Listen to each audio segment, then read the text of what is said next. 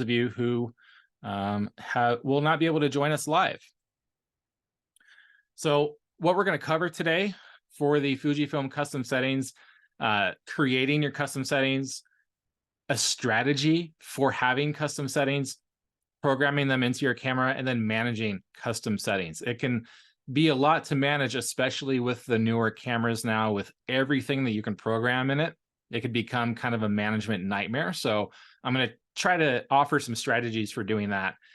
If you have any questions at all throughout this webinar, please put them in the chat and I will answer those as soon as we get to a natural break point. We'll also save some time for extra questions at the end.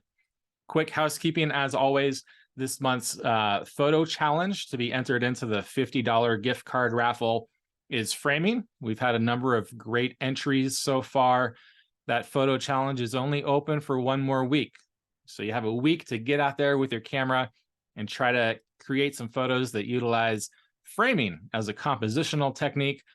I do just want to remind everybody about the rules that in order to be entered for the raffle, the photo has to be created this month, the month of the challenge. You can enter a photo from any time, but to be actually entered for the prize, that photo does need to be created this month. Some course updates. We've had a lot of course updates lately. We have reformatted most of our current courses to be compatible with the app, meaning that the courses that we have reformatted, you can now download those videos via the app to your tablet or your smartphone to be able to watch all of those videos offline, which is a super cool feature I was really excited about for launching the app. So those courses have been reformatted. You may have seen some emails about that, where your progress in the course was kind of reset as we did that. If anyone has any questions about where they were in a course, let me know and I can look up your history to see which lesson you were on. Had some updates to the Lightroom guide and the Photo Mechanic guide. The newest updates in the Lightroom guide, we get into the develop modules of both Lightroom Classic and the cloud version of Lightroom, just as an orientation for the develop modules. And then we'll continue to release new lessons every week or so, getting further into the develop tools for Lightroom. And then the Photo Mechanic guide is just about all complete. I will be publishing new lessons here and there, but the Photo Mechanic guide itself is all complete. So if you want to check that out, if you are a Photo Mechanic user or you're curious about how Photo Mechanic can help you, that's all complete. Also, our major updates to the Fujifilm Camera Fundamentals course are more or less complete. That course had not been updated for a couple of years, and with all the new stuff that's come out in the new cameras, that has been updated to cover all these new features with new examples. New course that I'm currently editing right now, a small mini course, advanced depth of field, to go over how focal length and focus distance all combine with your aperture to affect your focal length, or sorry, affect your depth of field. This is a course that I've been meaning to get out for a while, but with all of these updates and the app, I had to put that on the back burner, but that should be out this week or next. I will send out an email when that's ready. And we're going to do some more little mini courses like that coming out every month, such as time-lapse photography mini tutorial, long exposure mini tutorial, infrared, things like that. So now that I've done all these updates, we're going to publish some more mini courses like that. Speaking of the app, it's been a little over a month now since the app has been fully released. It's been downloaded hundreds of times, which is great. I know people are using it, but if you have any feedback on the app, I would really appreciate any kind of email or note, especially a rating or a review in the App Store or Google Play. If you are enjoying the app, it would really mean a lot. if you could go in there and just rate it. One of the things that I'm really excited about the app is the community feature. So I hope now that we have an app where community access is a lot easier, that we can start getting some more involvement through the entire membership, sharing photos, helping one another, asking questions, things like that, just to get some more involvement. And so if we have good ratings, good reviews on the App Store, that's going to encourage more and more people to use it, which is only going to help all of you as we share photos and get feedback and things like that. So that's all I have for the announcements. Getting into now the custom settings, I have a quick poll for everybody. Just curious if right now you are or are not using custom settings. Hopefully by the end of this webinar, everyone's going to be using custom settings as it is demystified a little bit more, but I just kind of want to get an assessment of how many of you are or are not using the custom settings. So I'm going to leave that poll open for another minute, give you all a chance to answer it. And so far, the results are actually quite surprising. So 75% are not using custom settings. I thought it would be flipped. I thought it would be 75% would be using custom settings. But it looks like it is opposite. So only a minority of our current attendees are using custom settings. It's up to 78% now are not using custom settings. So that's actually great feedback and actually makes me even more excited about what I'm going to present today. So take the custom settings, use them, don't use them. But if you don't know what they're for or what they can do or how to use them, we're going to answer all of that here. So thank you so much for everyone who participated in that poll. Only 22% are using the custom settings. So that's very interesting. So let's get right into it then.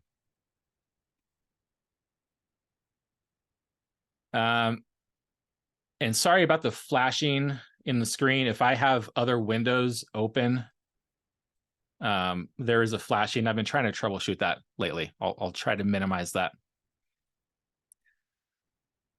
So this is kind of a follow-up of our June webinar where we went over some of the basic recommended camera settings for different genres and subjects like street photography, portraits, landscapes, nature, and wildlife, and travel photography. We kind of went over which exposure mode would be recommended focus settings, other shooting settings.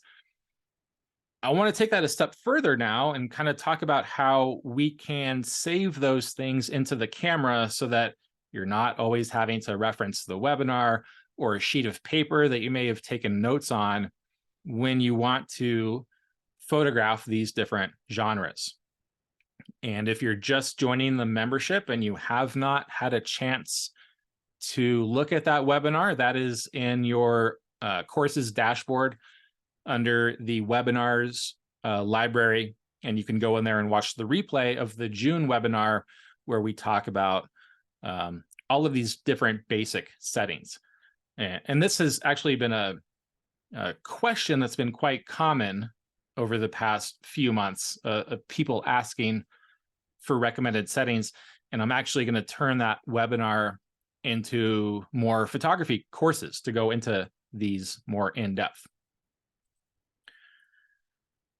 So now getting into custom settings, we can program a lot of things into our camera as far as these custom settings go. And I kind of break down what you can program into your camera. You have the image settings, the styling settings, like the film simulation, contrast settings, color settings, white balance settings. Those can be programmed into all cameras to change the look of your final photo within the camera. Newer cameras that were released after November of 2020, which would be the XS 10 and 20, the XE4, the XT5, XT30 Mark II, the newer GFX cameras, those now also let you program camera settings. So not just what the image looks like, but all of the focus settings, exposure settings, those can all be saved into these newer cameras. And why is this important? Well, for the image settings, which, like I said, can be programmed into all Fujifilm cameras, this can really reduce the amount of time required to process your photos. If you take your photos into any kind of RAW converter, Lightroom or Capture One, you might spend a lot of time getting the color and the contrast right to your liking. You can program all of that into the camera to apply those settings to your photos before they are even captured. And then you don't really have to spend as much time processing those on the back end, which I find a huge time saver. So that's why those image settings can be important. As far as the other camera settings, like I said, for the newer cameras, that helps you improve your efficiency. And that will, in turn, help you capture better photos. You'll miss fewer shots because you know that if you are recording or photographing sports, you want to have the burst mode. So, taking continuous photos on a continuous low speed setting.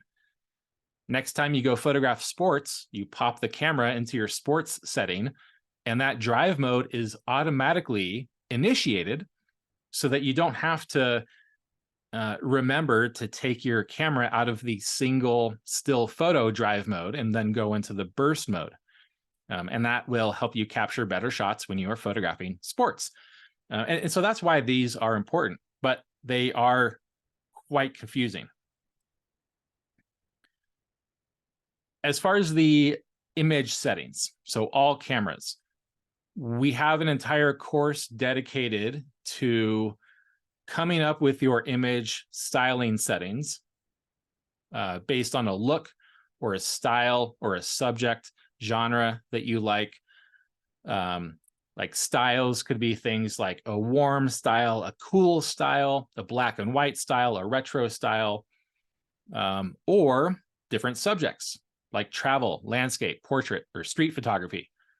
We go through an entire methodical process of coming up with those things in the Creating Unique Fujifilm Film Recipes course. So I'm not going to go over the entire content of that course with you because it is all included in your membership, and you can go through there with the step-by-step approach and methodology that I offer to come up with these image quality styling settings. And for those of you who may be watching this webinar who are not fully dedicated members yet, maybe you're in the free preview. If you haven't signed up for that discount yet, you can go to photocourses.link/members, and then that code is blog20 for 20% off your first 3 months. And you can check out that course. These image styling settings are great for photographers who want to have JPEG photos out of the camera. Like I said, to kind of minimize the amount of time processing a photo on the back end. If you're only recording the raw file format, however, this step, these image styling settings are not going to help you quite as much because, like I said, you're going to import that raw photo into your computer and then use your raw processor to style the photo. So anything that you do in the camera is not going to apply or be applied when you import that raw photo into a raw processor. So again, if you are recording JPEG only or RAW plus JPEG, the image styling settings can be a huge time saver. So what we go through in that creating unique Fujifilm film recipes course, you have this worksheet where you can kind of workshop your desired look. On the left side here at the top, just coming up with a basic overall description or idea of what you want that custom setting to look like or to be for. So in this case, it's just a travel custom setting, an image styling setting that's going to have normal color and normal contrast. And then down in the next line, we kind of break that down further into the specifics of like the highlight contrast, the shadow contrast, the color saturation, presence and noise reduction. And then we translate those different areas into actual image quality settings found in the camera, a range of settings. And that's what you see on the right here. Maybe your first choice for a film simulation here is Astia. Your second choice is Provia. Then you have a range for the highlight tone setting, a range for the shadow tone setting, all based on what you want for your highlight contrast and your shadow contrast. And then all of those other settings that you see here, we give you a range that would be applicable to that setting.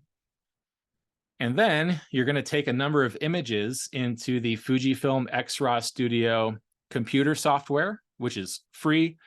And again, that course goes over the entire setup of X-RAW Studio and orientation to the software, how to use it, and more specifically, how to use it to get from all of these numbers, these ranges of numbers, to a final custom setting that you can program into your camera to give you the specific image styling that you were looking for. And again, that is the Creating Unique Fujifilm Film Recipes course. If you haven't gone through that already, I would encourage you to take a look at it to see how you can use that methodology to come up with image styling settings for your camera, for whatever kind of styles that you want to pre-program into your camera. You can then edit these styles within your camera. You can refine them later on. Each camera, however, is slightly different in how you program that camera and how you edit the settings within that camera. So for that, you can go to the specific camera tutorial course that we offer for nearly all Fujifilm cameras, just to kind of see what the menu options look like for your specific camera, for how to program these and for how to edit them. But that's for the image styling. Now, what about these new cameras where, in addition to the image styling settings, you also program all of the other image quality menu settings, focus menu settings, and shooting menu settings? This kind of requires a mindset shift from the older cameras. If you're familiar with the older Fujifilm cameras, what I just talked about, where the custom settings are all about how the image looks. Now we have to kind of shift to a subject or a genre rather than a style. And this is going to apply to all of the settings in the image quality, focus, and shooting settings menu. For example, in the shooting setting menu, there is a Sports Finder mode option. Sports Finder mode may not have anything to do with a style. Sports Finder mode is not specific to a cool style, a warm style, a retro style, a black and white style, but it may be perfectly applicable to a subject or a genre, like sports photography or nature and wildlife photography. So that's how we're kind of shifting the way we think in these newer cameras. Like I said, anything that's released after November of 2020. This kind of mentality, how these custom settings are set up, it's great for raw only photographers because now you don't care about the image styling settings so much because you're only recording the raw file format. So now you can record everything else, all of your other camera settings. However, this makes it more difficult if you are recording the JPEG file format, either JPEG only or RAW plus JPEG, because now you have to record all of these other settings that may not be applicable to an image style. Because in these new cameras, you must save all image quality settings, all shooting menu settings, all AF, MF menu settings. You don't have a choice. You have to save those things. So for those older cameras, the pre-November 2020, custom settings are all about image style. You program a look for those images into the custom settings, and all of the other camera settings, they don't matter. You cannot save them to your camera because they have nothing to do with the style. The newer cameras, now you think of custom settings as a subject or a genre. You're going to program all of your basic camera settings into the camera, while the actual look or style of the image is secondary to all of those other camera settings. And so I do want to spend some more time in this webinar specifically talking about the newer cameras, because that's the way that Fujifilm is headed with their custom settings. All cameras from here on out are going to operate this way, and anything in the last 3 years is operating this way. So how can we manage programming all camera settings if we are after either just an image style or a subject or a genre? Before we get into that, I want to quickly discuss the auto update custom setting feature. This is found in different menus or submenus depending on your camera. Like I said, you can check out any of the Fujifilm camera tutorial courses for your camera to find out where this is. But auto update custom setting, this is where things can get really, really tricky for no matter how you want to use your custom settings. If auto update custom setting is disabled, any changes that you make to not even to a custom setting, but while you are using a custom setting, if you change any of the camera settings while using that custom setting, those changes are going to be discarded if the camera is shut off and then turned back on, if that is disabled. For example, here we see on the upper left screenshot that we are in our C2 custom setting. The name of that custom setting is Chrome, as in classic Chrome, just the name of the custom setting. And we go down to color, and you see that color has a -1 next to it with a red dot. That red dot means that -1 is not the original custom setting. This custom setting may have been programmed with 0, -2, -3. I don't know, it just wasn't -1. While using this custom setting, I modified the color to -1, and I get this red dot to show me, hey, you changed it. That's not what was saved to the custom setting.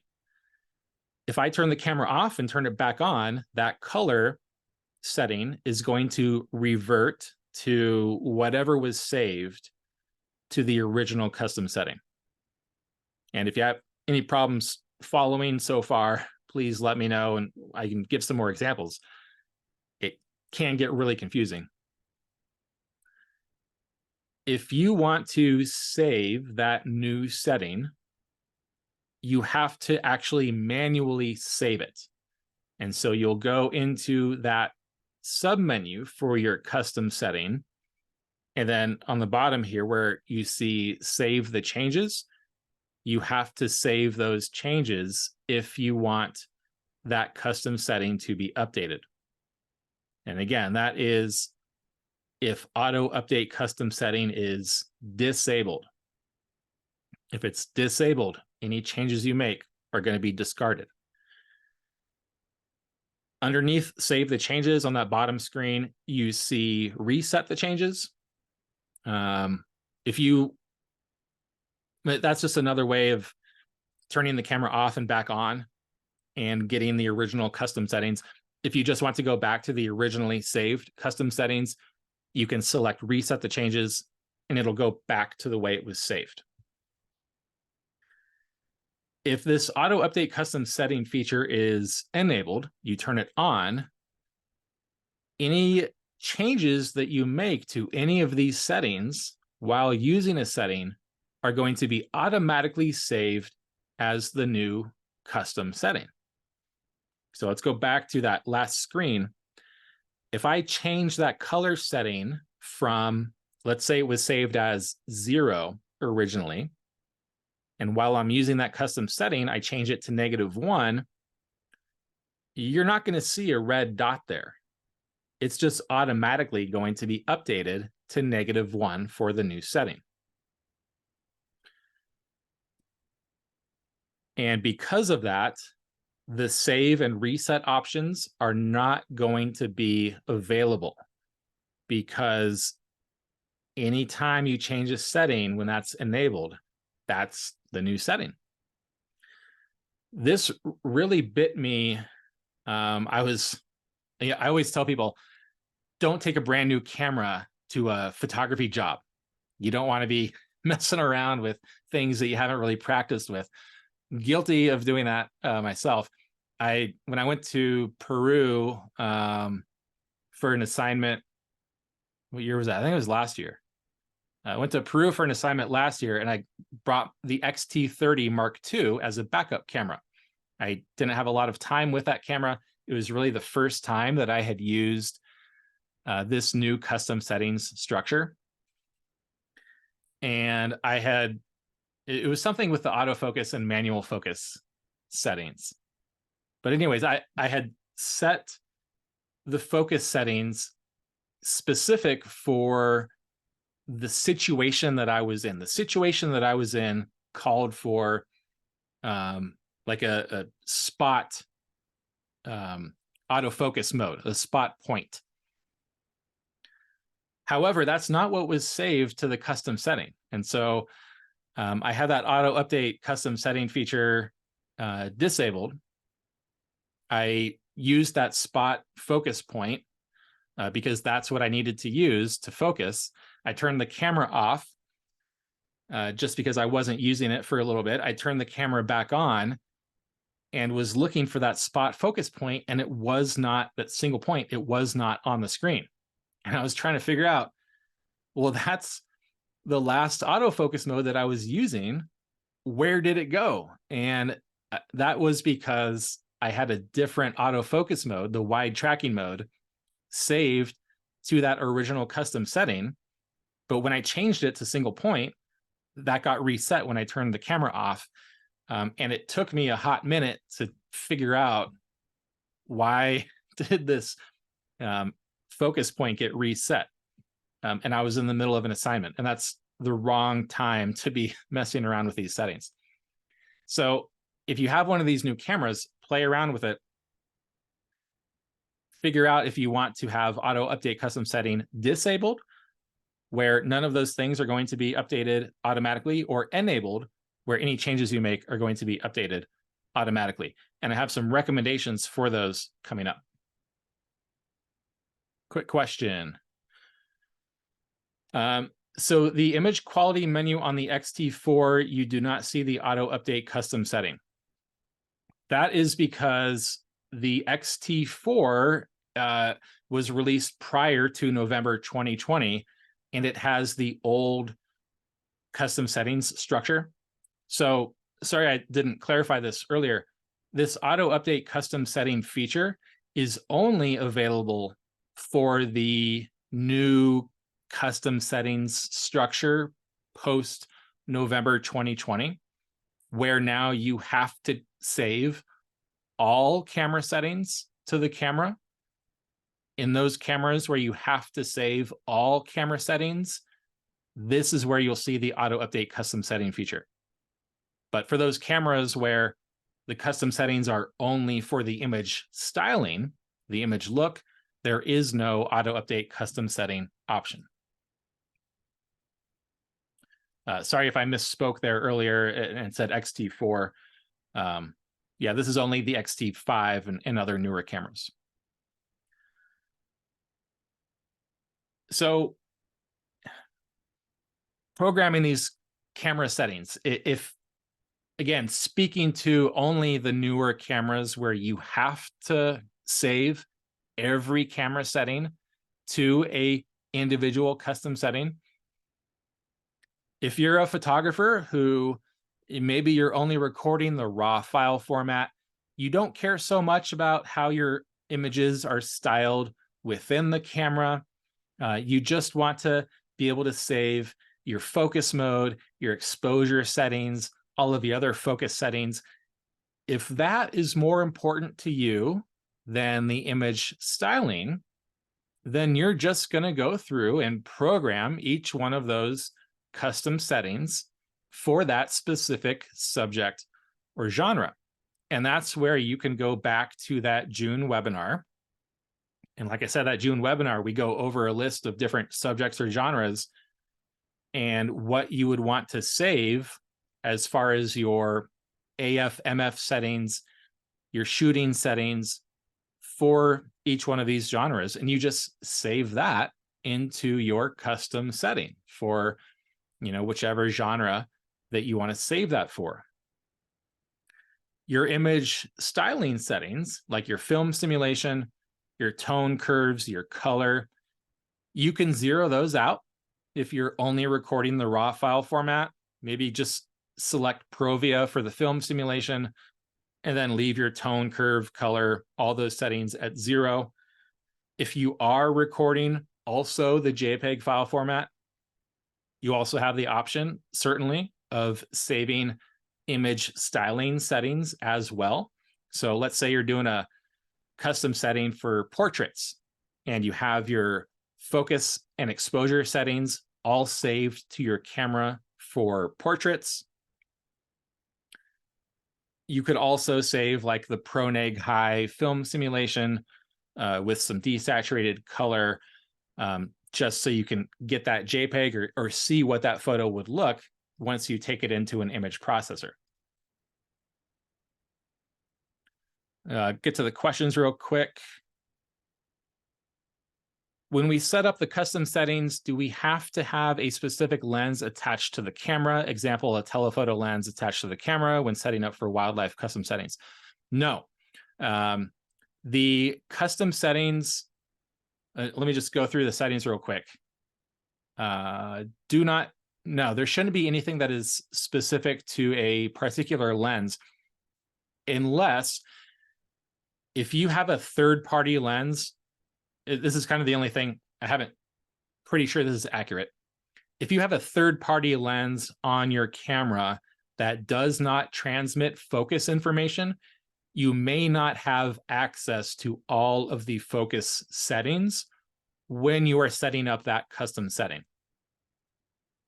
So if you do want to be able to have access to every single custom or every single camera setting, make sure that it's any Fujifilm lens. You'll have all of the settings available to you. And then maybe later you want to use your third-party lens. That setting's just not going to be applicable. It'll be grayed out because the camera cannot communicate to the lens. So it's not lens specific as far as like a focal length, but it is for compatibility.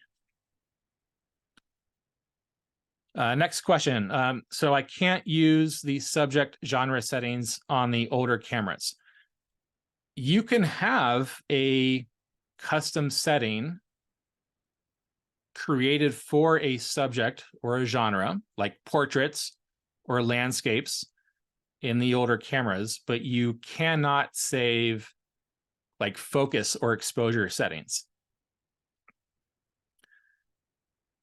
If you like have specific exposure settings that you always use for landscapes, if you have an older camera, you have to manually set those every time you go to that custom setting because it's not available to be saved to a custom setting. Like manual mode.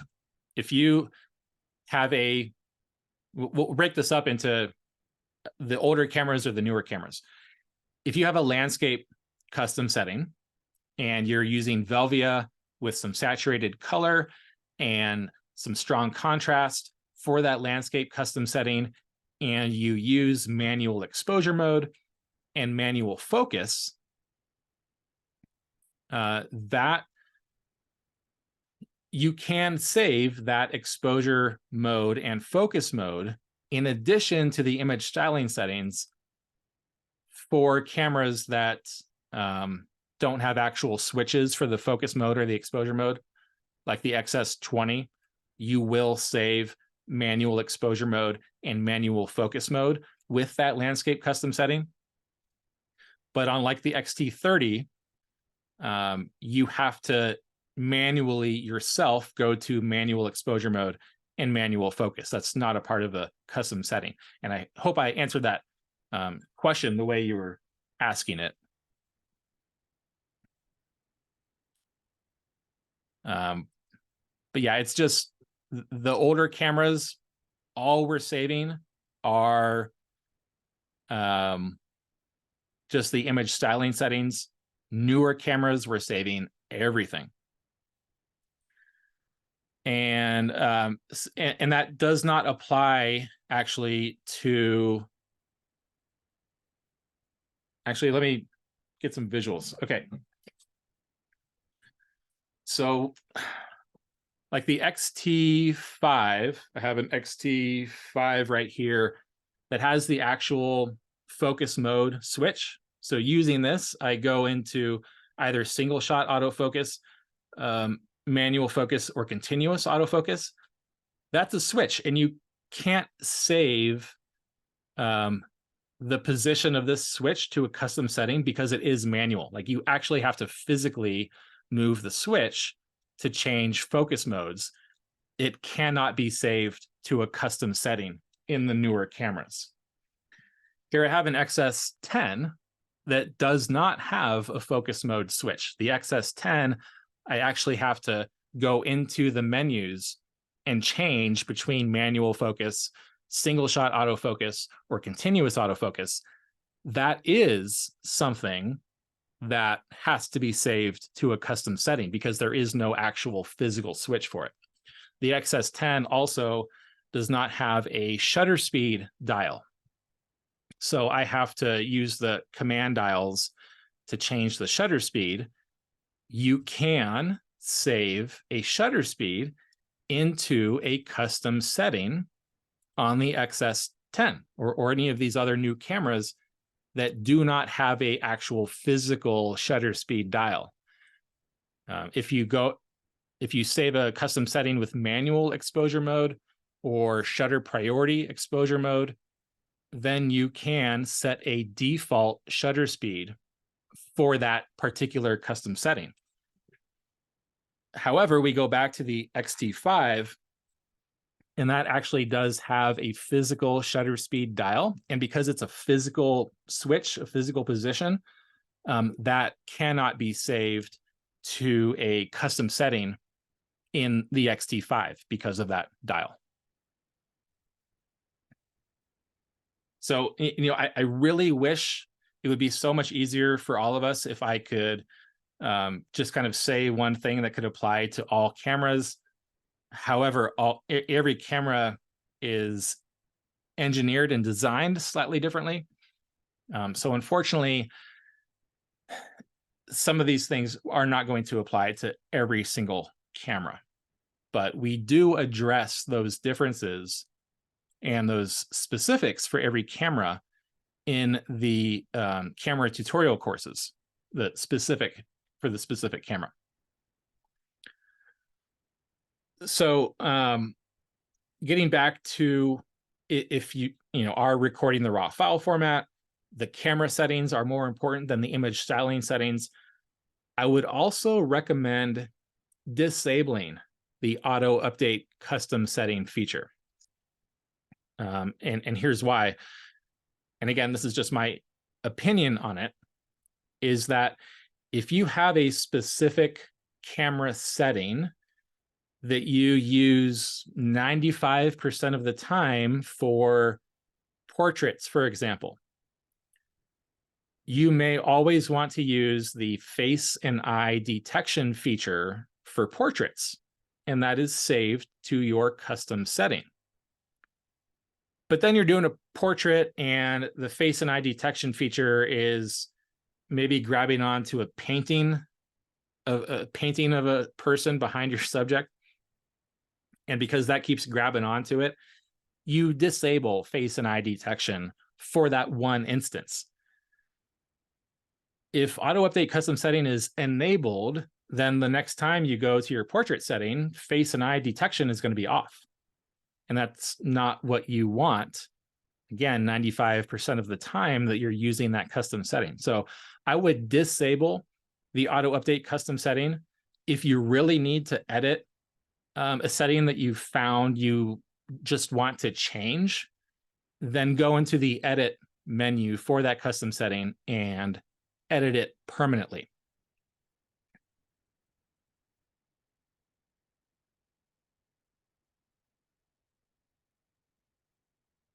All right, question. If you have a camera with a switch, does that mean you don't have to set it up in the menu? So just had two questions, actually, from two different people. If you have a camera with a switch, does that mean that you don't have to set it up in the menu? Yeah, so pretty much anything with any camera setting that has a manual switch cannot be saved into a custom setting. The exception being like the mode dial. This is the XS10. It has the mode dial where you put the camera into the different exposure modes: program, auto, shutter priority, aperture priority, manual. Well, you also use that same dial to go into your C1 through C4 custom settings. And because that dial is now set to C1 through C4, you have to tell the camera which exposure mode you want to use when it's in that position, because the same dial is used to set the exposure mode.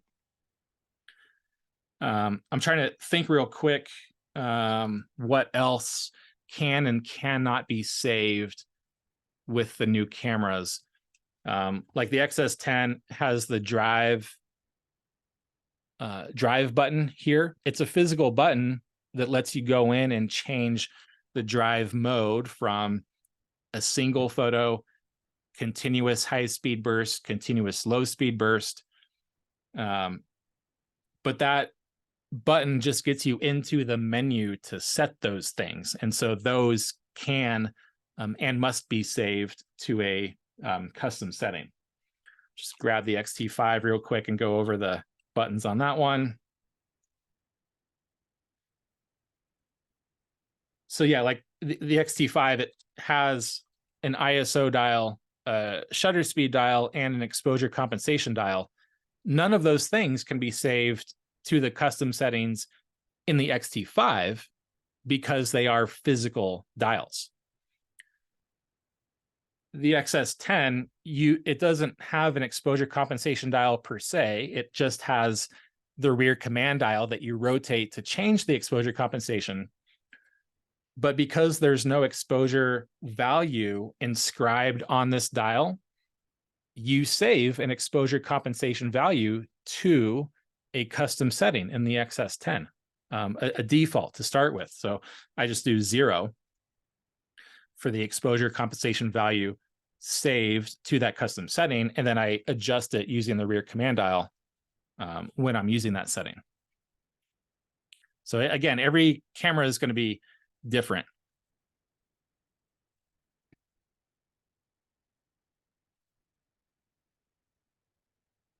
So are there any other questions about the auto update custom setting and why I recommend disabling it for folks who care more about the camera settings than the image styling settings? Because I have a different recommendation for those who prefer or place more importance on the image styling settings over the camera settings. If you find that the image styling settings are more important to you, you may use any focus mode, any other submenu in the shooting setting menu for any of these styles that you want to have saved. What I would recommend doing here to program your camera, and again, this is speaking to the newer cameras that have this new feature where you have to save everything. What I would do is just go through all of the settings and set them up for your preferences. If you like single shot autofocus mode, then set up all of your focus menu settings as you would normally have them if you're using single shot autofocus mode. But you have to go through all of your image quality settings, all of your AF, MF settings, and all of your shooting setting menus to make sure that they are all saved how you would want them from a default position.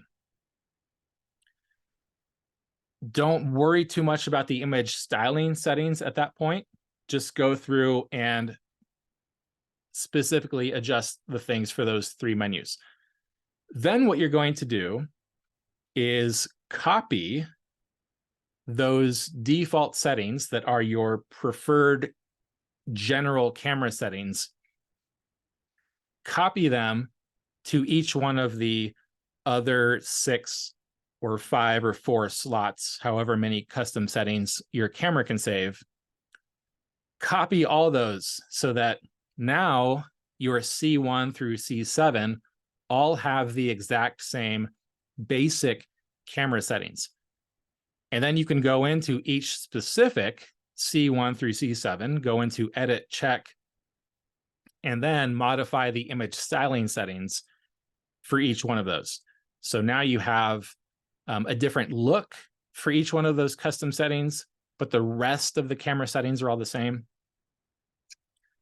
And I would recommend enabling the auto update custom setting feature here, just because, like I said, for my example, when I went to Peru, I had to change the autofocus mode while I was photographing, and I didn't have that enabled, and so it reverted back to how it was saved. If I had enabled auto update custom setting, the next time I turned the camera on, that change would have been saved. And so that's kind of my preference using these now, is that I'm just going to turn the camera on and be aware of what the settings are, knowing that they will be how they were the last time I turned the camera off. It's really important, though, to record all of your styles. So either a piece of paper, and I'll actually show you a spreadsheet that I use here next, but while you're programming your camera, write down everything that you're programming so that if things just get really messed up, you have a written record of everything. Question, are you going to give us some custom settings for macro, landscape, or portrait that you can save? That's kind of what this is following up on for the June webinar. So the June webinar, I do have recommendations for like landscape and portrait settings. You'll just take what I gave you from that webinar and then program them into your custom settings for your camera.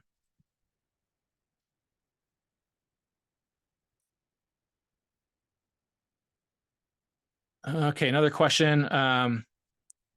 So the camera with a switch, the switch for single, continuous, and manual in reference to the instant AF setting. So the instant AF setting, that refers to back button focus, and that is set in a menu, not the switch. So whatever you set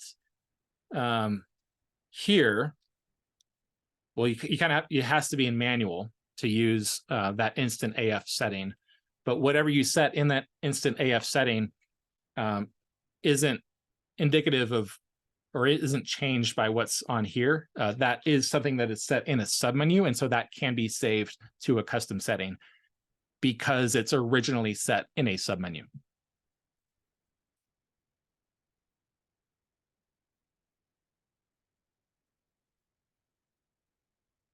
All right, so let's quickly talk about record keeping real quick.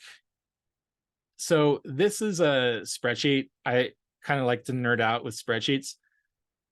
Just a spreadsheet that I made. I've had this for years, and it's just kind of a running record of my current settings in my cameras for not just my custom settings, but what I program in my menu, all of the function settings for each different camera. I just like to kind of record these and look at them to make sure they make sense and they're consistent from one camera to the next. But this is something that you can do to just keep track of what your settings, what you want them to be.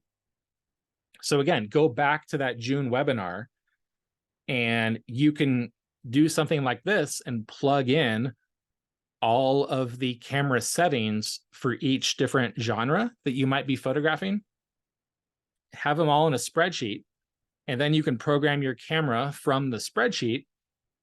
And if anything ever gets messed up, specifically like through that auto update custom setting feature, whether it's enabled or disabled, you can always come back to this spreadsheet or your notes and kind of start from scratch. Or you can modify this as necessary if you want to change how one of your custom settings is programmed. So I think note-taking, especially with all of the different things going on with these custom settings, is pretty important to keep it straight. So in addition to these notes, there's also ways to back up your custom settings. Older cameras, like before the X-T3, everything's going to have to be manual backup, meaning going into the camera menus and programming everything manually. I believe it's the X-T3 and later, you can actually back up your settings from XRAW Studio, that program that we talk about in the creating custom settings course. The top here where you see the user profile, you can actually save 100 different image styling recipes or styles to XRAW Studio. Even if your camera only has 7, you can save 100 into XRAW Studio and then just kind of transfer those over to your camera whenever you want to use them. The next drop down here where it says camera profile, that's what is actually saved in the camera that you have connected to your computer at that time. So that's a great way to back up your custom settings, save them to XRAW Studio. And then if they ever get messed up or you want to use a different custom setting, all you do is just save it to your camera directly from XRAW Studio, and you don't have to program anything. And again, those actual specific steps are in the creating unique Fujifilm film recipes course. The other way that we have to back up our custom settings now with the new Fujifilm X app is through the app. So once your camera is connected to the app, the main screen on the app, there's a backup option. You can back up your settings from the camera. In the middle screenshot here, give that backup a name. So I like to use the date, but you can name it like sports settings, landscape settings. It's going to copy everything from the camera. So you could theoretically have like 7 different settings for sports, 7 different settings for landscapes, save each one of those to the app, and then restore those settings at any point to get different types of settings. But that's another option. This only works on cameras that have Bluetooth connectivity. So the older cameras like the X-T2, X100F cannot use the app. That also has to be manual backup. But this is another really good option to make sure that your settings are saved somewhere else, somewhere where they can be backed up in case, again, something just happens and you kind of want to start over. Let's see. So I can share that spreadsheet for sure. I will actually put that in the webinar replay. So this spreadsheet right here, I'll actually, I'll go through it and I'll see if I need to add anything. This design is from last year, but I'll see if I need to add anything. And then you all can just kind of plug in whatever you want for your custom settings. I'll leave what I have in here also. But yeah, that's a template that I'll share with everyone in the replay here.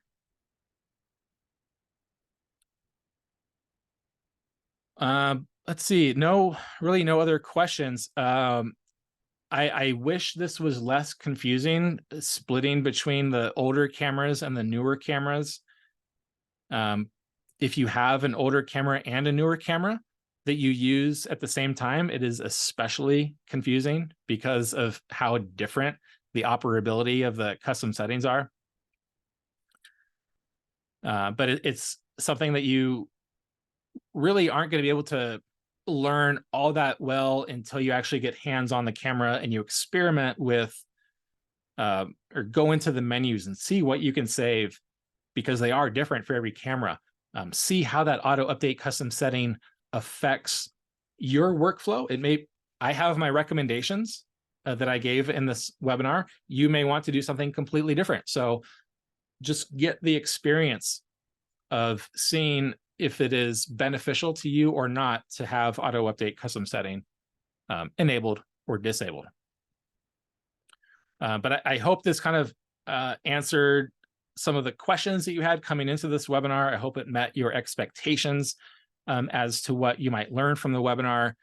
If it didn't, I can stick around for a little while. You can throw some questions into the chat and try to get those questions answered. Like I said, it's a lot to cover. Go back to the June webinar. Go check out that Creating Unique Custom Settings course. There's a lot of other resources. So, but anything else that you want to have answered right now, please let me know, and we'll get those answered for you. Otherwise, thank you for everyone who took the time to attend today. Those of you who asked questions, hopefully all of your questions were beneficial for other photographers as well. Carlos, thank you, and you are welcome. Enjoy the rest of your day. Anyone else who wants to stick around and discuss things in the chat, we can stick around for a few more minutes. So thanks again. I hope everyone enjoys the rest of your day. Keep an eye out for emails coming up later this week, next week, as far as updates and new courses are concerned. I do have some things to send out for that.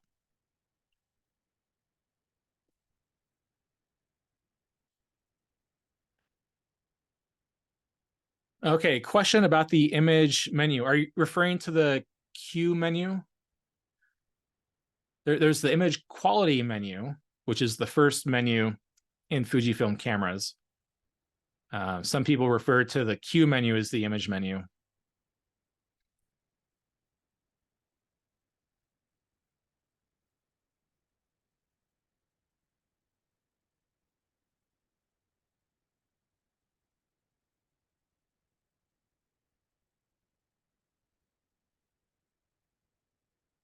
So the image quality menu, yeah, the image quality menu has pretty much anything that has to do with how your image is recorded to the memory card, which is going to be both the actual styling of the photo, so the contrast, color, things like that, and the format for the file itself, whether it's RAW, RAW plus JPEG, JPEG only. All of that is saved to the custom settings in the newer cameras. So JPEG or RAW, JPEG file size, RAW compression, all of that is saved in the newer cameras' custom settings. The older cameras, the only things out of that image quality menu that can be saved to a custom setting are the styling settings: color, contrast, film simulation. None of the other settings can be saved. So if you have an older camera, you cannot save RAW or JPEG to a custom setting. The camera is just going to record whatever is set in that menu while you're using that custom setting. I hope that answers your question. But yeah, it's like half of that menu can be saved in the old cameras. That entire menu is saved in the newer cameras.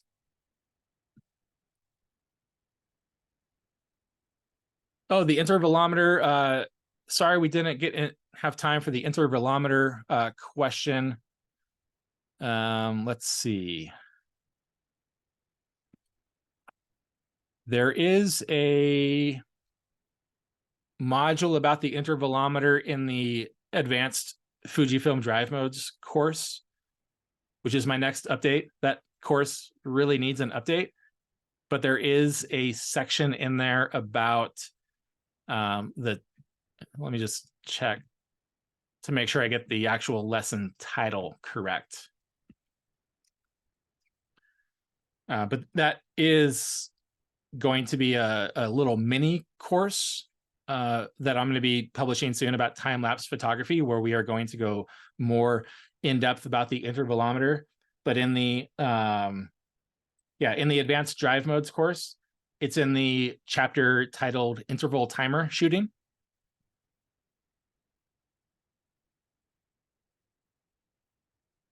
That too is an advanced topic that deserves its own course. So hopefully I'll have that out within the next couple of months. Question: what is the difference between RAW, normal plus RAW, and fine plus RAW? Any of those options that says RAW, you're going to record the RAW file format. If it's only RAW, it's only going to record the RAW file format. If you have normal or fine with that, normal or fine refers to the JPEG quality. So with normal or fine, that is going to record a JPEG at that JPEG quality. So, you know, it's confusing how it doesn't say RAW or JPEG plus RAW. Instead, it says RAW with the JPEG quality. And I would always recommend recording fine. There's really no reason to record normal. Normal is just going to compress the image more, degrade the image quality with the memory cards that we have now, memory card capacity. I would just recommend, if you do want to record the JPEG file, doing fine to get the highest quality JPEG.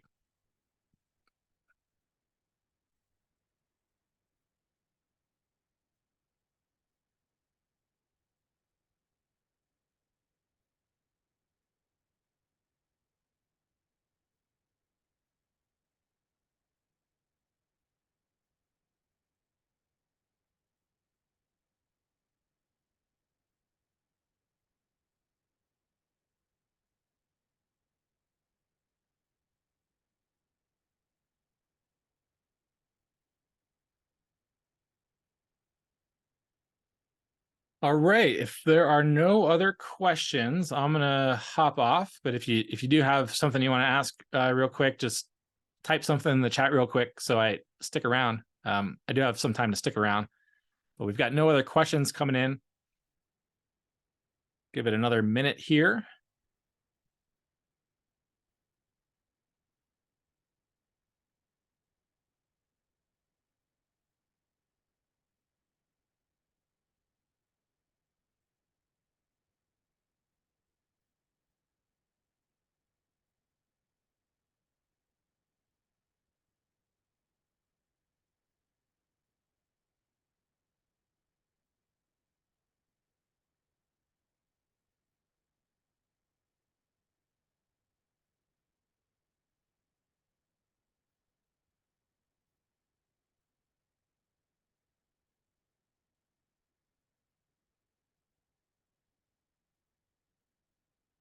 All right, got nothing else coming in for questions. Thank you for those who did stick around. I hope we were able to get all of your questions answered. If anything else comes up that you have, you might think about after the webinar here, you're always, go to the live chat in the courses or the support page and just send us a message, and we'll get back to you. Oh, got one more. Why can you only get image size when you change superfine and raw? So that's for the GFX cameras. Image size is only available when you are recording the JPEG file format. When you're recording the raw file format, the size is going to be the full sensor size. So you cannot change the size if you are only recording the raw file format. If you add the JPEG option, that image size refers to the size of the JPEG that is going to be recorded alongside that raw file format. But the raw file is always going to be just one size. There's no size option.